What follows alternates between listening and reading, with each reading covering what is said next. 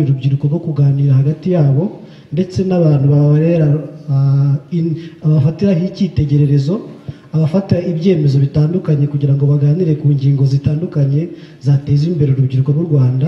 Uyu munsi tukaba tuza kuganira ku mahirwe ahari y'ubushoramari mu bantu bize imyuga n'ubumenyingiro. Twaha rero umuyobozi wa kino kigo akaduha ikaze, hanyuma tukaza gutangira. Murakoze.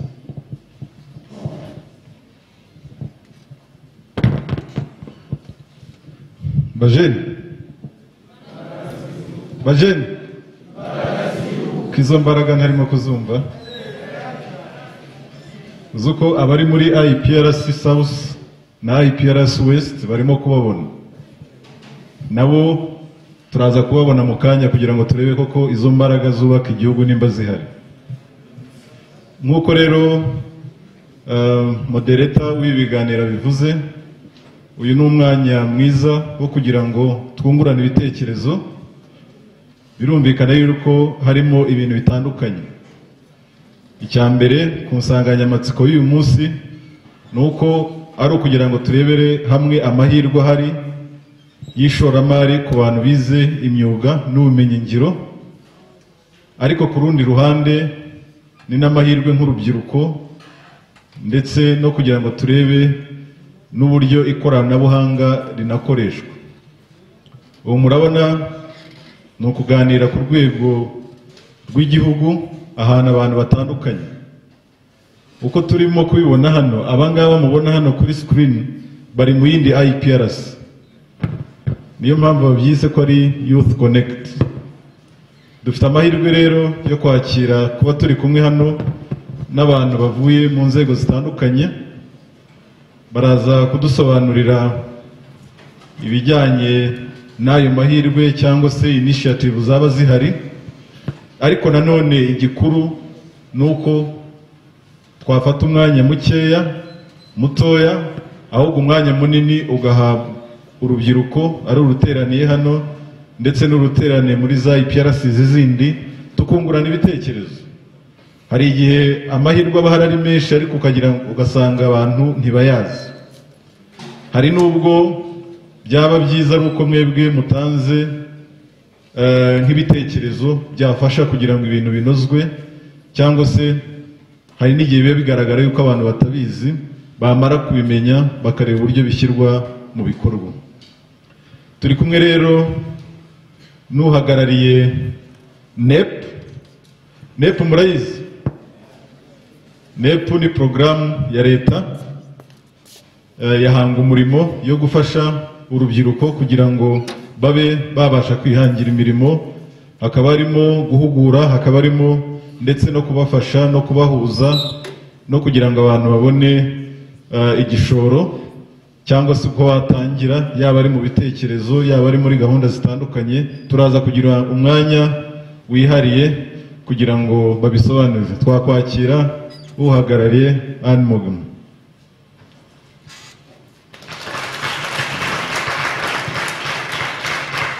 Turi kumwe kandi n'uwaje ahagarariye ikigo gikuru gishinzwe imyuga n'ubumenyingiro cya WDA, akaba ari David, nawe twamwakira. Turi kumwe kandi n'umushyitsi waje ahagarariye Meya City, nawe twamwakira.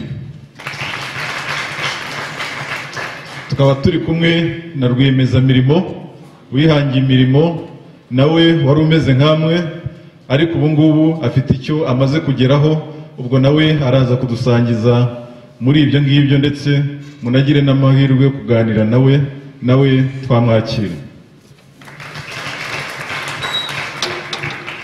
Natinze rero kugira ngo tuze kugira umwanya uhagije wo kuganira, nagira ngo mbahe ikaze yaba ari abari hano ndetse n'abari muri za IPRC zitandukanye, twishimira kugira ngo tunarebe koko ibyiza bimaze kutugezaho muri ICT, ariko kandi no kwishimira yuko urubyiruko ruhabwa amahirwe kugira ngo ruganirizwe, runaganire, runatake n'ibitekerezo kugira ngo dukomeze turebe ibyateza imbere urubyiruko.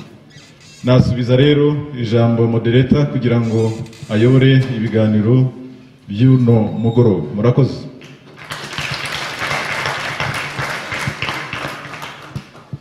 Arakoze Nyir'urugo Principal. Reka dutangire rero, turaza gukoresha umwanya mutoya. Aba bari hano ntabwo baje kubaha amasomo, ahubwo baje kugira ngo bumve ibyo mwebwe mufite, hanyuma banarebere hamwe ni gute, niba ari ibitekerezo byashyirwa mu bikorwa, niba ibibazo ni gute byakemuka. Reka rero njyewe ugiye kuyobora ikiganiro nitwa Emmanuel Nshimiyimana, ndi umukozi ushinzwe itangazamakuru n'itumanaho muri Minisiteri y'Urubyiruko.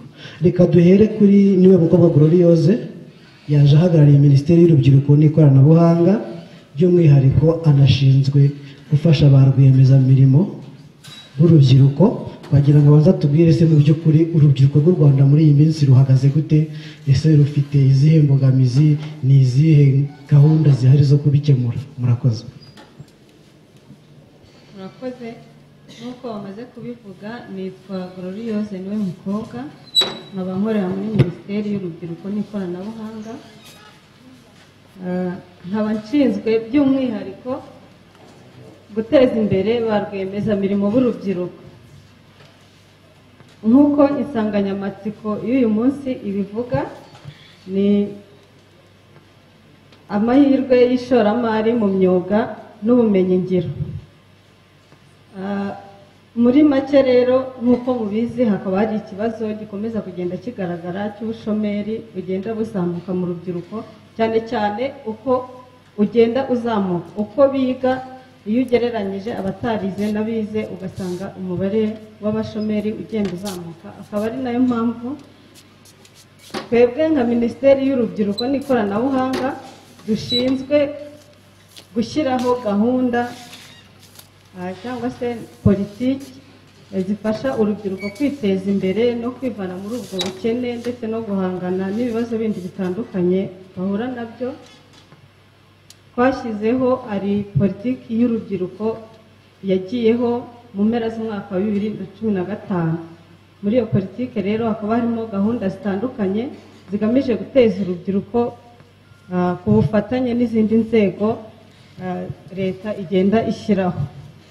Twebwe rero muri mandate cyangwa mu nshingano, iyo tubona ibyo bibazo byose by'urubyiruko, icyo dushinzwe cya mbere ni ugushyiraho izo politiki. Nk'uko nabimaze kubivuga, hari gukora ubuvugizi ku bijyanye n'uburyo urubyiruko rwateza imbere, kureba abafatanyabikorwa no kuvugana n'izindi nzego zitandukanye kugira ngo turebe uburyo ibyo bibazo by'ubushomeri byakemuka, byagabanyuka, cyangwa se kugeza n'igihe byacika. Noneho tugakora n'ikindi kijyanye na mobilisation. Niba tumaze gukora ubuvugizi, niba twashyizeho za politiki zamaze kujyaho, ese urubyiruko aho bari bazi neza ko ayo mahirwe ahari, bazi ko hari ibibakorerwa kugira ngo babashe kwikura muri ubwo bushomeri? Akaba ari no muri urwo rwego rero turi hano uyu munsi. Twagize amahirwe y'aba bafatanyabikorwa turi kumwe kugira ngo baze babaganirize, mumenye amahirwe ahari. Ni ayahe mahirwe ahari? Umuntu wize, ufite ubumenyi, wamaze kubona za skills ashobora gukoresha kugira ngo ave hahandi muri bwa bushomeri, abashe kwiteza imbere. Tukaba rero dukangurira urubyiruko kumenya ayo mahirwe ahari, hanyuma rero nabo bakabasha kwiteza imbere, kugira attitude iri positive, bagakunda gukora, bagakunda umurimo, gukunda igihugu, kugira ubuzima buzira umuze,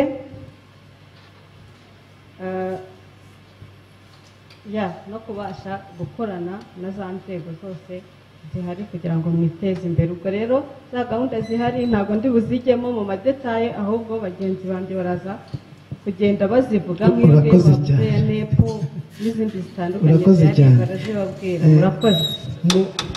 Nk'uko ubushomeri buri hejuru cyane mu rubyiruko rwarangije za kaminuza, mu minsi yashize cyangwa mu myaka yashize niyo mpamvu hagiyeho gahunda yo gukangurira urubyiruko kugira ngo ruve mu kwiga bwa bumenyi gusa bwo mu mutwe, hanyuma tujye mu bumenyi bufatika bw'imyuga n'ubumenyingiro. Reka tubaze David Mugume waje ahagarariye WDA, ese koko murabona biri kugera ku musaruro? Murakoze umuyobozi wa gahunda. Ngiye kwabwiye nitwa David Mugume, nshinzwe ICT muri WDA. Nk'umuntu ushinzwe ikoranabuhanga, ubu iyo ndeba ibyo turimo gukora byonyine binteza numva bishimishije ko turimo turabikoresha. WDA rero nk'uko avuze, leta yashyizeho iki kigo cyo kugira ngo kirebe ukuntu cyarwanya ubushomeri cyangwa se kirebe ukuntu cyateza imbere imyuga. Ikintu cya mbere ni ukubaka skills, ubumenyingiro. Abanyarwanda rero bamenye bagize skills bakagira ubumenyingiro muri areas zose zitandukanye, niyo nshingano, nibwo buryo leta yagerageje gushyiraho icyo kigo nka politike yo kugira ngo ubushomeri bucike, ariko atari ukuvuga ngo ni ubukiretinga skills mu ntuza zitandukanye. Ariko WDA ubwayo ntabwo ari a training institution, ni ikigo ahubwo gishyiraho uburyo cyateza imbere, gishyiraho quality assurance, kikareba ese ubumenyingiro kugira ngo bube kuri standard nziza hagomba gushyiraho quality education,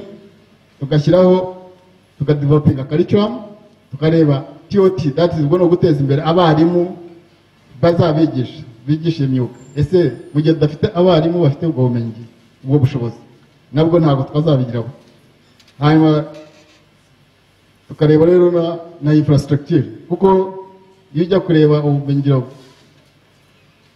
ni ibintu bihenze. Ugomba kureba rero ese hari infrastructure zirimo gusapoting, hari ama workshop nk'iyo mwiga ngaho ugiye kureba ibigo bigezweho biba bifite workshop tugomba gukoresha kugira ngo nibura umunyeshuri uri usohoka ngaho aza afite standard.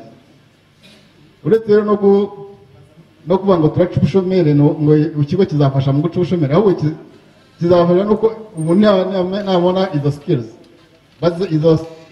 uzasanga nk'ahangaha dufite abanyamahanga benshi, aba Singapore Singapore bikoresha ku exportinga abantu hanze.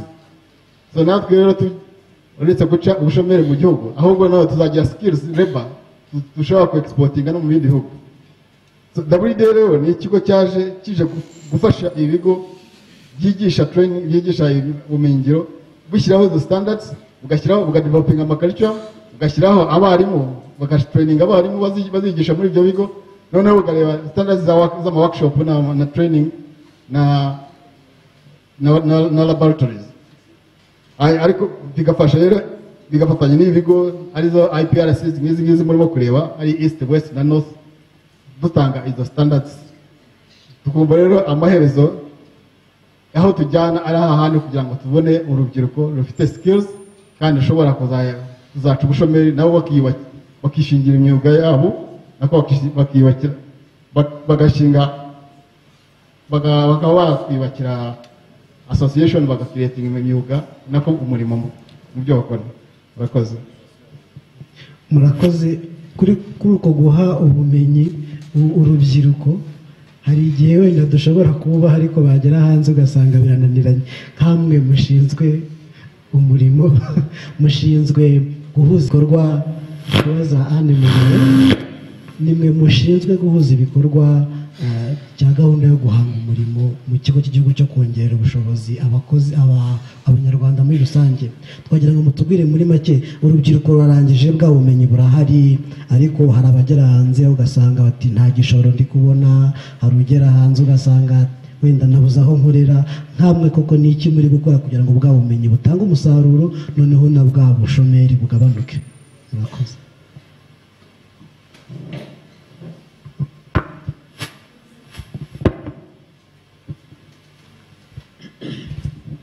Murakoze.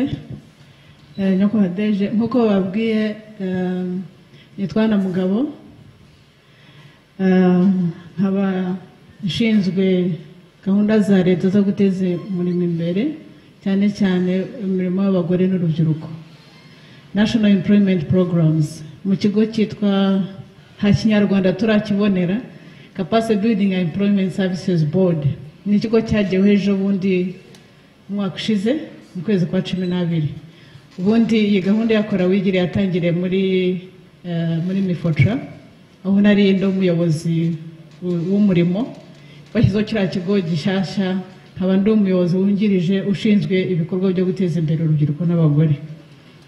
Ndagira ngo rero nihuse cyane mbanze mbishifuriza umunsi mwiza w'abagore. Ntabwo navuga uyu munsi bambwiye ngo ndaza gutanga ikiganiro nari ahantu nanga ikindi kiganiro mu bagore, ndavuga ntubanza nje kubonana n'abagore, ariko mbonye abenshi ari abagabo. ubwo principle ubutaha azafasha abagore benshi kuza muri IPRC Kicukiro, ndabona benshi ari abagabo, ariko si bibi, ariko ni byiza kuko n'uyu munsi turawufatanyije. Ngarutse rero ko cyo mwari mumaze kuvuga, nshimishijwe nuko ari benshi barimo kudukurikira ubu ngubu. Ntabwo ngiye nshaka kuvuga amahirwe ahari, ahubwo ndashaka kugira ngo mwebwe mubwire mwifuza iki, mwumva twakora iki. Ikibazo cy'ubushomeri kirahari, gahunda yakora wigire nk'uko babwiye, iyi gahunda yagiyeho kugira ngo yihutishe kugira ngo tubone ya mirimo 200,000 igihugu cyacu kiyemeje kizajya gihanga buri mwaka. Ariko kuko twabonaga ko twese turi mu tuntu twinshi, ndagaruka ku cyo yarambajije cya coordination, habaho gushyira imbaraga hamwe ku buryo duhura turi ministeri zigeze ku 8 n'ibigo bishamikiye kuri izo ministeri bigera kuri 10. Duhura rero kuganira gusa ku kibazo cy'ubushomeri n'uburyo twakemura ikibazo cy'ubushomeri kugira ngo abagore benshi babone imirimo ndetse n'urubyiruko. Ariko muri uko kubyiga ni ugushyiraho politiki, ntabwo ari ukuvuga ngo turagenda tugahanga imirimo. Imirimo ihangwa n'abikorera, imirimo ihangwa na private sector, imirimo ihangwa namwe n'abasore nk'abariya n'abandi. Twebwe tuvuga politiki gusa, ariko tukababwira amahirwe ahari nk'uko bayivugaga. Amahirwe ahari rero muri gahunda yakora wigire nihuse, hari ibice 4 bya gahunda yakora wigire. Igice cya mbere ni cy'ubumenyingiro mugenzi wanjye amaze kuvuga muri WDA, uvuga ngo ushobora n'uyu munsi kubura ahangaha waracishije amashuri ukifuza kugira ngo nibura umuyedi ukaba wize ubuyedi warabukwiye kuri mugenzi wawe, umuvandimwe wawe se. Hari gahunda ya prayer learning, recognition of prayer learning. No kuvuga wa mwuga wize uhita uhabwa amahirwe yo kugira ngo tuguhe icyo bita skills passport. Wa mwuga wawe nubwo wabara wize, ubu tugiye kuzajya turi muri gahunda yo kuzajya dushyiraho n'ibizami. Tuvuga ngo ukora ikizami, tuvuga ngo na WD yarabitangije mu gusiga irange tiki, mu gushyiraho amakaro tiki, ariko hari ahandi utari wamenya neza. Aho ngaho niho dushyira ingufu, tuvuga ngo niba ushaka kwiga twagufasha ukabyiga, ariko ku byo ufitiye ubumenyi ujye ugaragariza buri muntu wese yuko ufite ubumenyi mu kintu runaka. Inkingi ya kabiri rero ni inkingi yo kwihangira imirimo, tucishije muri SMEs. Ushaka kuvuga uti ndashaka kwihangira uti gute, hari uburyo uvuga ati sinzi gukora umushinga. Hari abajyanama bashyize ku mirenge, business advisors. Buri murenge ufite abantu 2, mu mirenge 416 dufite abantu 832. Nuko buri murenge ufite abantu 2. Abantu 2 rero bafasha kwiga umushinga bakajya kuri banki. Uko bigenda rero hari n'indi gahunda ya toolkit cyangwa ushaka ibikoresho, hari na gahunda ya leasing, ku buryo ushobora kugira amahirwe yo kwishyura 50% n'indi 50% leta ikayikwishyurira. Hari sako 2 muri buri murenge, sako 2 muri buri murenge, aho ushobora kujya aho amafaranga anyuzwa kugira ngo ugende ubone toolkit cyangwa se ukabona igikoresho runaka ushaka gukoresha. Ibyo rero byose hari iriya kiriya kigo cya BDF, Business Development Fund, gifasha gutanga garanti cyangwa collateral. Uvuga ngo mwebwe se kugeza kuri 75% ku rubyiruko n'abagore, mushaka kuvuga ngo se mugenza kuri ingwate ko ndi umukene iki. Icyambere dutangirana, iyo utangiye gutekereza ku mafaranga, igitekerezo ntabwo bihera ku ifaranga, utangira igitekerezo, idea yawe ugatangira kuvuga uti ndashaka gukora iki. Ubanza kugira igitekerezo mbere y'uko ujya gutekereza amafaranga. Niba ushaka gukorera undi mugira amahirwe mwebwe, niba ushaka gukorera urundi ukavuga uti ndashaka kuzakorera umuntu runaka cyangwa mu kigo runaka. Niba ushaka kwikoresha noneho utangira gutekereza nzikoresha gute, utangira gutekereza umushinga. Rero ba business advisors nibo bafasha. Rero muri make inkingi ya kane ni ya coordination ababwirana. Ubu turimo turagenda mu ntara enye, tumaze gushyiraho ibigo bibiri byo gufasha guhana amakuru ku murimo. Ikigo cya mbere ni kiriya cya KC, Kigali Employment Service Center. Ikindi twagikinguye Musanze. Ubu turenda gukingura ikindi Huye, ngira ngo na West na n'ahandi. Aho nibura tukagira ibigo bitanu muri buri kigo bihana amakuru ku murimo, aho urubyiruko aho nk'uko ubu ngubu mwicaye tuganira ku murimo. Twicara cyangwa se ukajya kuri dukoresha ikoranabuhanga, ukamenya amahirwe ari Musanze, ukamenya amahirwe ari Rusizi, ukamenya amahirwe ari Kigali, utiriwe ufata transport cyangwa se ufata ibisi nguze kureba akazi Kigali. Muri make principle numva navuga ibyo ngibyo. Nge ndifuza yuko nakumva ibitekerezo byanyu kurusha ibyo twabwira. Murabizi, muzi gusoma, mujya kuri website mukabisoma, mutubaze ibyo mwumva mushaka ko twabasobanurira ku bijyanye n'umurimo. Ubushomeri bw'uko yababwiye, ubushomeri ubundi mu gihugu cyacu bigaragara ko nta budakabije cyane. Kubera iki? Ni 2%. Reka mbasobanurire, nari mbizi ariko muri buvuge. Mu nyigo yagaragajwe mu ibarura ryakoze mu 2014 byagaragaye ko dufite ubushomeri bwa 2%. Ariko ubu ngubu byarahindutse, ubushomeri buzarenga ni 10%. Uti kubera cyangwa byagera no muri 20. Uburyo kera, mu buryo mpuzamahanga babaraga ubushomeri, barazaga ubundi bagasanga nubwo bakakubaza ubundi bwo ukora iki, ukavuga uti ngo ese bigeze ubona akazi mu minsi 7 mbere y'uko iri barura ritangira, ukavuga uti ntarakabonye. Ubwo ngo bandikaga ko wakoraga. Niyo mpamvu dufite 2%. Ariko uyu munsi ubu ngo nuvuga ngo urakora ukora iki for profit. For profit rero nuvuga mama wajya guhinga bya bishyimbo bye byo kurya ntabwo azabarwamo. Umusaza wajya guragira inka ntabwo bazamubana. Umuhinzi usanzwe wihingira gusa kugira ngo abeho ntabwo bazamubana. Nubwo akora ariko ntabwo akora for profit. Murumva itandukanirizo. Ibyo rero ubu ngubu ibarura rimo gukorwa rindi bizaduha indi mibare dukeka yuko bizaduha isura nziza. Ariko nubwo dufite 2%, ntabwo bivuga ko urubyiruko rudafite ubushomeri bwinshi. Kuri iyo 2%, 13% igaragaza ko urubyiruko ruza ku isoko ry'umurimo rwize ari rwo rufite ikibazo gikomeye. Rero ndumva kuba mwatishidikanyaga mufite ishingiro. Ikindi rero ushobora kubabwira iyi mibare yose nigaragaza ko kuko ikibazo turagifite.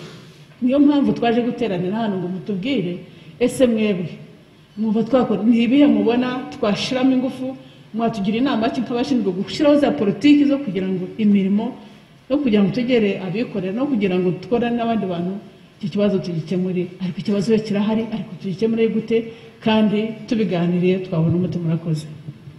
Murakoze cyane.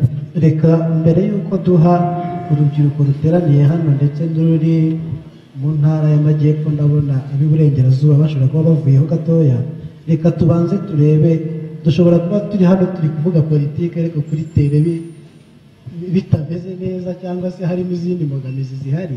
Reka duhe Tuyisenge Emmanuel, ni urubyiruko mugenzi wacu. Ushobora gusanga aho yaboneye guhanga umurimo nayo yinjizamo hari abandi babitekerezaga ariko batazi ngo ese nibatangira bizagenda gute, bazatangira gute.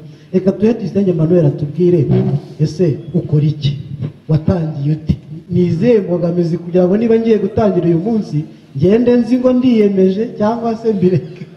Tubwize ukuri, watangiye gute, watangije iki, ugeze hehe? Urakoze cyane. Nkuko yarabivuze, nitwa Tuyisenge Emmanuel. Nihuguye mu myuga nyuma nza kwihangira imirimo. Ngiye kuvuga nko gutanga ubuhamya ariko ndabanza unyarutse hari akantu kamwe nshaka kuvuga nkurikije ibyo mama yari amaze kutubwira. Hari igihe ikintu namaze kubona gikenerwa muri business ni information. Sindi kubona abantu benshi bandika kandi ibyo avuze ni ingirakamaro. Ikindi cya kabiri ni akantu kitwa ngo procrastination. Urubyiruko dufite indwara yo gutekereza ikintu ukavuga ati nzagikoresha. Buriya karakana navuze mu gitondo habyutse nka batanu muri twebwe bakajya ku murenge bakamenya ko uwo muntu ahari bakagisha inama business bayatangiye. Aka gatatu ndi buvuge mbere yuko basangiza nuko hari umutanzania wageze avuga mu Giswahili ngo mtembea bure sio kama mkabule. Ushobora kuba kumva biguhenze kujya ku murenge, ukumva biguhenze kujya kuri Maya City, ukumva biguhenze kujya kuri NEC, biratwara amafaranga, ariko ujye wibuka ko ugiye ntacyo atwaye ari utusigaye ntacyo afite. Kuba wagenda ugashaka amakuru ni inyungu zawe. Tuyisenge rero afite company yitwa Temaco Builders ikora ibikoresho by'ubwubatsi. Nize kaminuza muri KIST niga shimi namye nkunda ibintu by'ubwubatsi ariko nta mahirwe nagize yo kubyiga ngo mbikore by'umwuga, ariko nkumva ari byo bintu bintwara umutima, nkumva ari byo bintu nkunda. Ndibuka rero niga mu wa gatatu, ubwo nciye mvuze muri make, numvaga bimaze kundenga nkubaza se ni gute nzabona akazi mu bwubatsi. Nagiye gukora muri company nkuko mama bivuze ajya yari yambonye, nagiye gukora ndi umuyede, nishyurwaga amafaranga 2500. Rimwe na rimwe imvura yabaguye tukagenda tugakora nitwishyurwe, ariko ibyo byose iyo nabaga nasibye ishuri cyangwa nakererewe numvaga nyine ntabwo numvaga icyo bizamarira, yewe numvaga ko lisansi ari izanangaburira. Ariko maze kurangiza mbabwiza ukuri nta hantu ntadepoje, nakoze ibizamini ahantu henshi ngatsindwa, nza gusanga hahandi nakoresheje imbaraga zanjye wa mwuga rize ari uzambeshaho. Ubu nihangiye imirimo, company ikoresha abakozi 13. Muri batari ibyo kwishimirwa. Ikintu rero navuga nuko kwihangira imirimo ntago bisaba ngo amafaranga, bisaba mbere na mbere gukunda icyo ukora. Ngewe natangiye muri 2013 nta mafaranga nari mfite, nagiye nshaka amakuru, nari mfite ubumenyi bwo kuntu nakora amapave, yewe amapave agezweho, ariko nkisanga ndashobora kubona amafaranga yo gutangira. Nagiye nsanga mbwira umuhinde namwira nese nta kintu wamfasha ngo amakuru y'ukuntu nabona amamashini avuye mu Buhinde tugatangira tugakorana. Tugiye naganirije umuhinde w'umukene ndetse wenda no twari tumeze kimwe ntacyo yandushaga, gusa twemera ko tuzafunguza company, we agashaka amakuru n'ahantu tuzakura ibikoresho by'ubwubatsi. Noneho kubera ko hari gahunda yo gufasha urubyiruko bakora business planning, nkajya muri banke gushaka amafaranga. Igihe twakoze business plan itari ifututse, yari ifite agaciro ka $28,000 ntari tatunga $500,000. Nagiye mu mabanke yose ndakomanga, yewe ariko ngasanga ntago babyumvaga nkuko nanjye numvaga mfite urukundo rwo kubikora, ariko ntago byari bisobanutse. Rero nkuko urambye yabivuze, nyuma yaho uwo muhinde twaje no gutandukana kuko ntago kashobora kubona amafaranga, ariko inyota yo kwikorera nagiye njya ahantu hose hashoboka. Aho ngo manze nkababwira ati mfite umushinga nzakora ibi ngibi, abampakaniye bakangira inama, ngara kuri izo nama nkajya ahandi. Ndabyibuka nibwo nagiye muri BDC ngira ngo ntegure umushinga noneho amafaranga makeya kugira ngo BDF inyishingire. Bamaze kuduhugura batubwira ko tugomba gukora sample, tugomba gukora prototype, si ibyo dukora, kugira ngo umuntu abyumve, umuntu yumve ko ufite umwuga no kutangirira hasi hashoboka. Nimba ufite gahunda yo kuzajya ukora intebe, uzatangira ukora ukuguru kw'intebe wenda kumwe mu minsi 5, icyo gihe bitanga icyizere ko ari igihe uzakora intebe 100. Ndabyibuka rero twakoze business presentation, nkora prototypes, amasample yo kwerekana. Icyo gihe nza kugira amahirwe mbu wa mbere, baduhembye $300. Maze kubona $300 nakoze amaforma y'ibyuma, twatangira tugenda duhonda. Ndakeka nta muntu utazi kuntu bakora amapavera bagitangira. tumaze kugenda dukubita ducuruza buke buke, ndibuka twakoraga metero kare 9 ku munsi ko twari abakozi 3. Nibwo naje kugira amahirwe yo kwitabira andi marushanwa ya Rwanda Investment yari yateguwe na RDB ndetse na BDC. Nabwo ngira amahirwe yuko nakoze business pitching, yari amarushanwa yatwari benshi abantu bagera ku 108, ngira amahirwe ntwara igikombe uwo munsi noneho bamba miliyoni 5.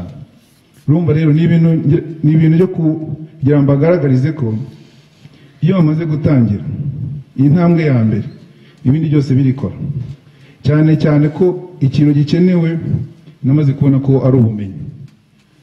Iyo ufite gahunda ukagira igitekerezo ukanyura muri za nzira zose ziguha ubumenyi zituma wiyubaka utari wabona n'amafaranga, niyo amafaranga aje umenya ukuntu yakoresha. Ndatinze rero numva bize muri makeya ari uko twatangiye, byabera buri wese uri hano isomo ko agomba gutangira ejo, ntabwo ari gutangira mu mwaka utaha. Niba ufite igitekerezo utangira ejo, ibindi bizikora. Murakoze.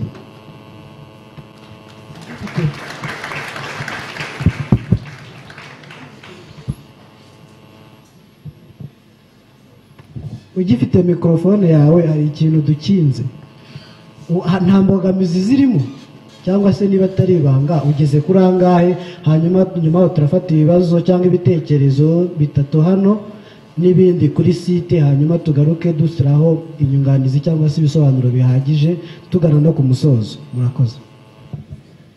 Ntabwo najya kubabeshya, muri business imbogamizi ntizabura, cyane cyane ku muntu ugitangira. Ariko hari ikintu maze kwiga, maze kubona ko muri business kwihangana no kudacika intege nibyo byubaka business.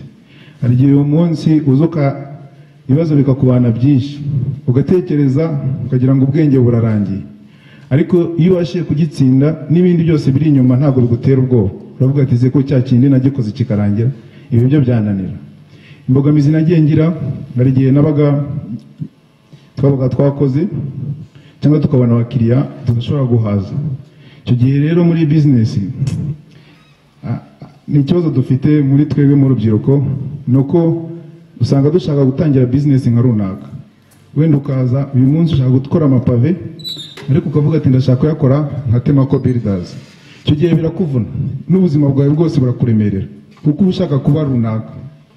Ariko iyo ukoze ukavuga ati ngewe ndesha gutya ndakora gutya, ugenda bikura gatoya ureba kandi bikubaka ku buryo ugira imbaraga z'uko nta kintu cyagutera ubwoba. Ariko ibibazo byo ntibyabura, ariko abantu bakomeye kurenza ibibazo bihari. Murakoze.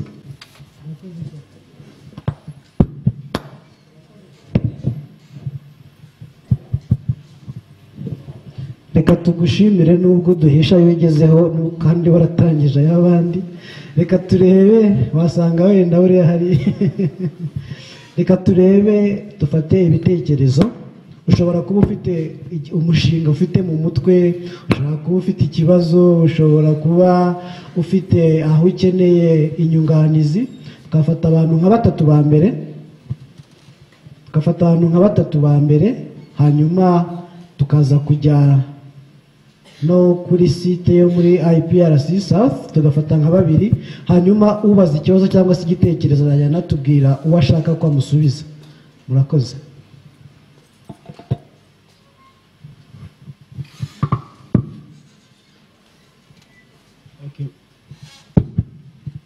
Murakoze cyane. Nitwa Nshimiyimana Vincent, nkaba niga civil engineering. Ikibazo cyanjye ni ibibazo 2.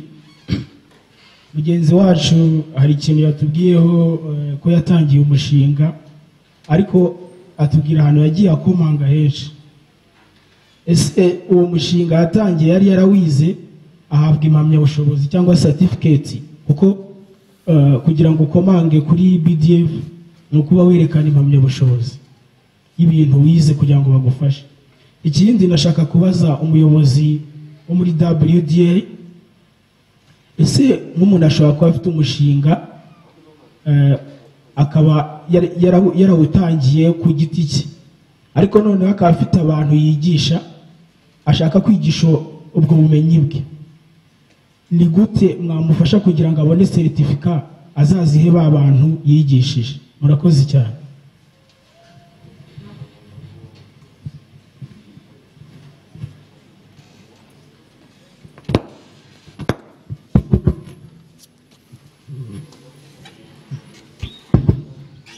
Murakoze. Nitwa Nkurunziza Bernard, yiga muri Civil Engineering Construction Technology. Ikibazo cyane nari mfite sinzi na focusinga aho ngakiri abe yansubiza, ariko kiragira giti ni ubuhe bufasha muha urubyiruko rwihurije hamwe rugaragaza na fact ku bikorwa bashaka kwizamuriraho mu buryo bwo kwiteza imbere? Ni ubuhe bufasha mubaha ku rubyiruko rwihurije hamwe nka kampani runabigaragaza? Murakoze.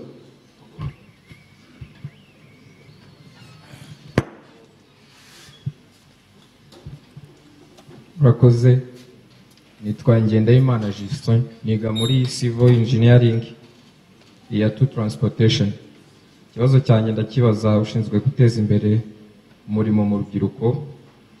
Ndabaza ati ndabanza nshima leta y'u Rwanda ko idufasha dushyiraho uburyo bwo kwiga kugira ngo tuziteze imbere muri ibi by'imyuga, ariko nkaba mfite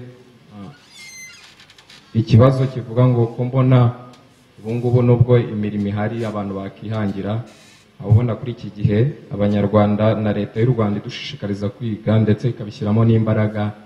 Ndibaza ngo mu minsi iri imbere ko mbona abantu bari kurangiza ari benshi, aba mfite ikibazo cyo kuvuga ngo hazabura imirimo. Ndibaza ni iki muteganya nkamwe kugira ngo abantu barangize ari benshi nabo bitabira ari benshi bazabona imirimo? Murakoze.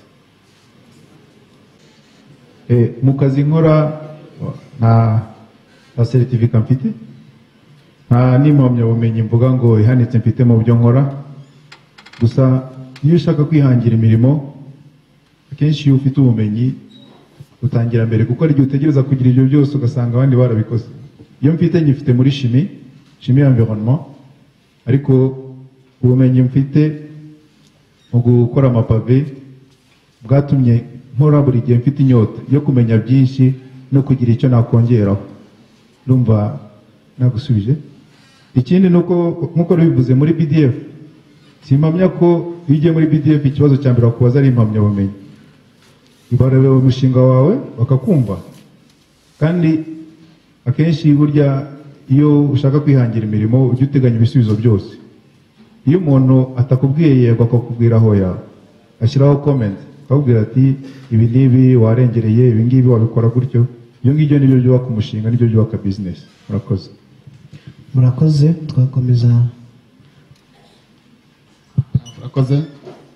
Hari ikibazo Vincent yarabajije ngo aramutse afite ubumenyi akigisha abantu ese yabaha certificate, yabona ate kugira ngo abantu bahabwe certificate? Urumva iyo atangiye kwigisha uwo mugore wese yari yabaye nk'ishuri.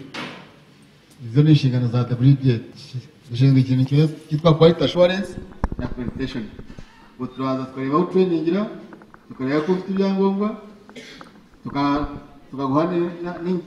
tukakugira n'inama uko ugomba kubyiprovinga, barangiza tukaguha accreditation.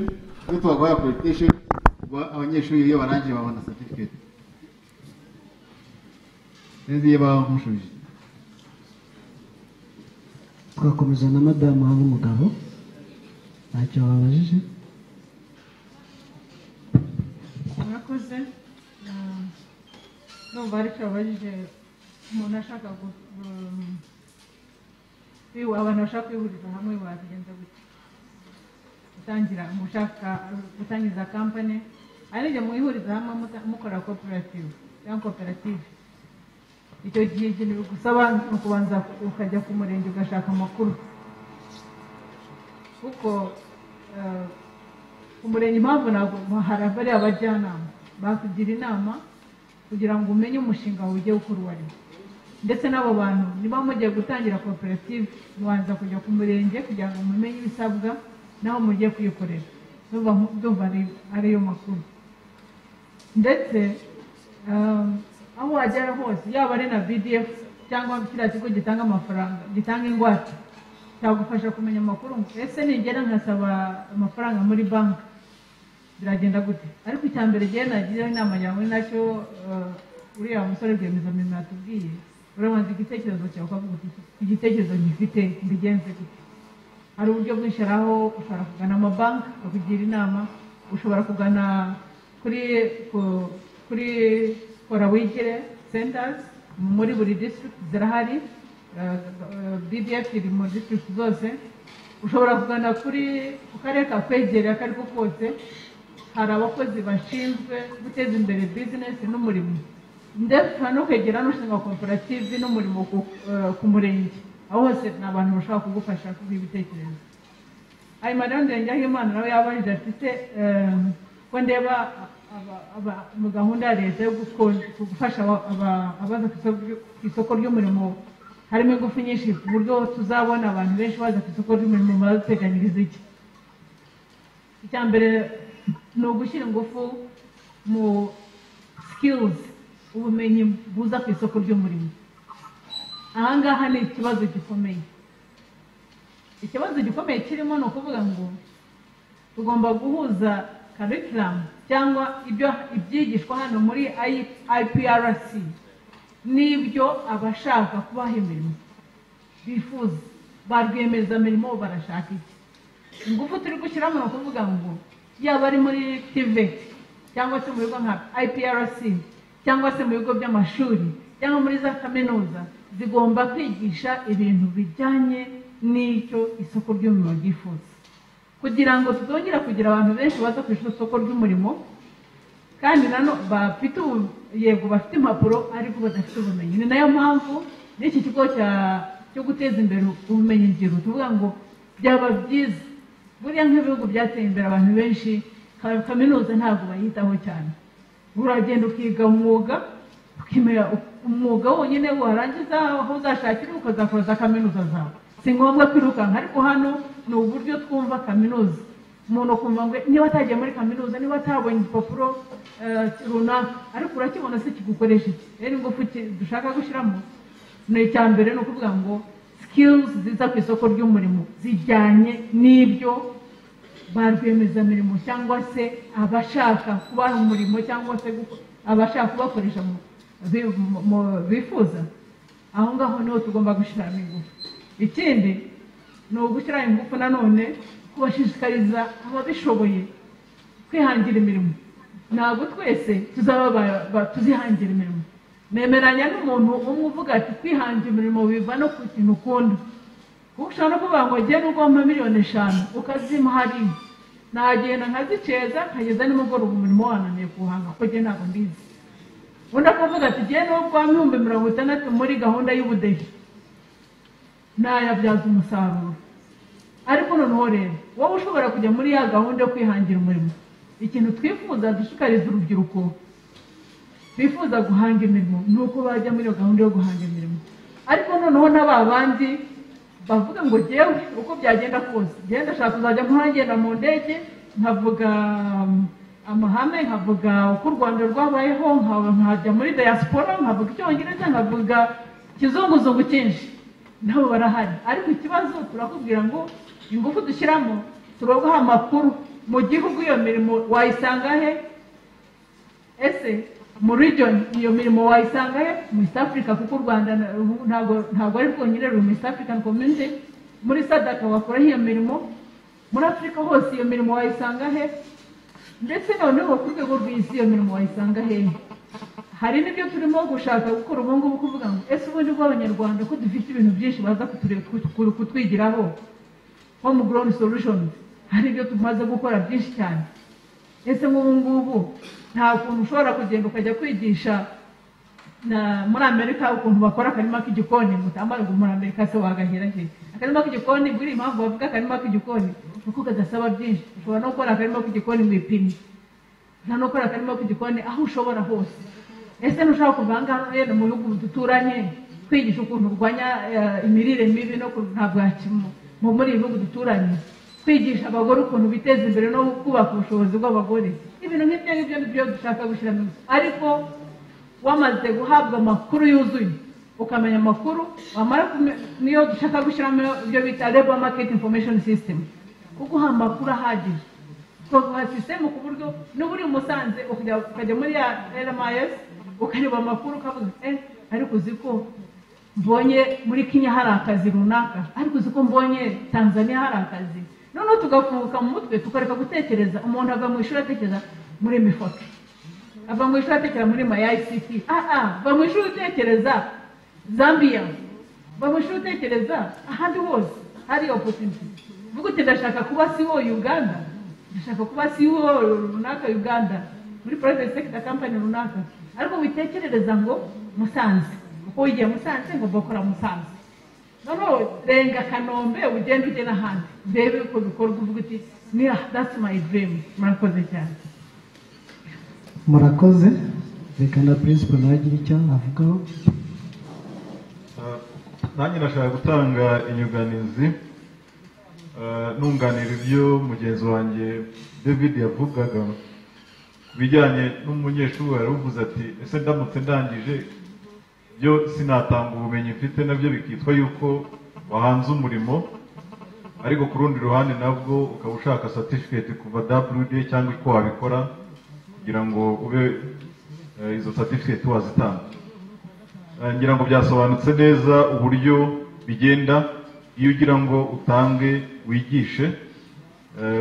David yabibasobanuye neza ari nk'ishuri, ariko ngiye icyo nashaka kuvuga, navuga ko byibura n'ubwo bushake burimo n'ibyo nabyo urabyumva yuko ubifite iyo skill yo kugira ngo nawe wafasha abandi kugira ngo nabo bihangire imirimo, bagire ubumenyi ubigishe, nawe ubuhanze umurimo. Ariko icyo nashaka kuvuga ni uko tutazajya tunagwa rimwe na rimwe actually no gutekereza yuko ubonye certificate ya yindi wenda ya bachelor cyangwa ikindi byo byavuga yuko udashobora gukora akazi.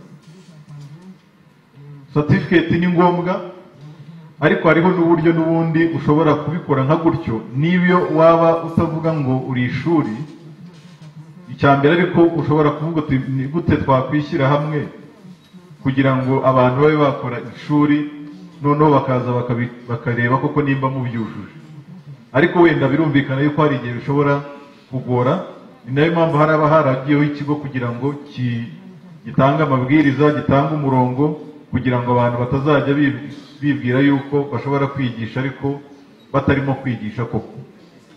Ariko ikindi nagira ngo ngarukeho ni uko hariho gahunda n'ubundi, ndashaka kubihuza n'icyo wari uvuze.